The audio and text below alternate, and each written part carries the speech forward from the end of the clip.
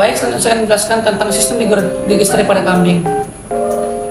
Pertama, makanan akan masuk ke dalam rimba ores dan makanan akan dicerna secara mekanik dan enzimatis, di mana pencernaan secara mekanik adalah pengunyah makanan oleh gigi dan enzimatis adalah pengubahan polisakarida menjadi monosakarida dan disakarida oleh enzim amilase.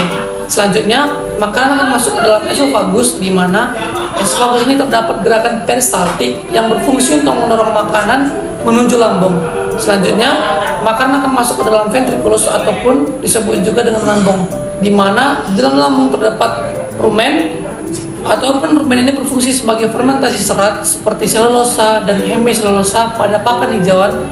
Dan juga selanjutnya ada retikulum, di mana di retikulum ini fungsinya fermentasi serat dan absorpsi atau penyerapan FA, amonia dan air. Dan juga selanjutnya adalah omasum, di mana omasum merupakan fungsinya grinding atau penggilingan makanan dan filtrasi atau penyaringan partikel besar atau kecil dan penyaringan benda asing hasil fermentasi.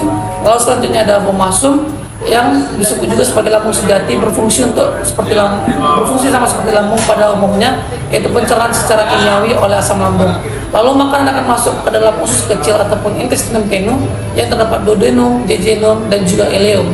Dan selanjutnya makanan akan masuk ke dalam usus besar yang terdapat dalam usus besarnya itu cecum, rectum dan kolon. Dan terakhir adalah feses yang dikeluarkan oleh anus.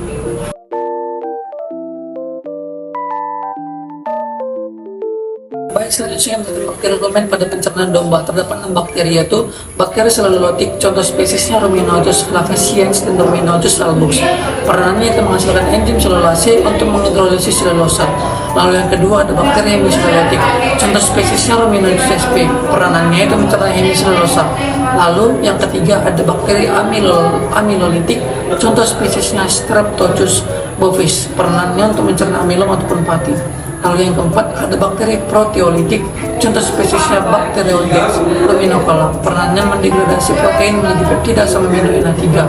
Lalu yang kelima ada bakteri oreolitik, contoh spesiesnya Selenomonas sp. Peranannya untuk menghidrolisis urea menjadi NH3. Lalu yang keenam ada bakteri metanogenik, contoh spesiesnya Metallamicrobium mobile. Peranannya itu menggunakan hidrogen untuk membentuk metana atau CH4. Famili yang pertama yaitu Istrochidae, genusnya Istrochia dan Dasytricha. Yang kedua yaitu Opricus celidae, genus yang pertama Entomidinium, terbagi tiga yaitu Bursa, Chordum dan Simplex. Genus kedua yaitu Diplodinium, terdapat 5 jenis yaitu Polypastron, Diplodinium, Eudiniplodinium, Ostracodinium dan Eremopastron. Ketiga Epidinium, terdapat Eucaudatum, dan yang keempat itu Opriciocolex yang terdapat Caudatus.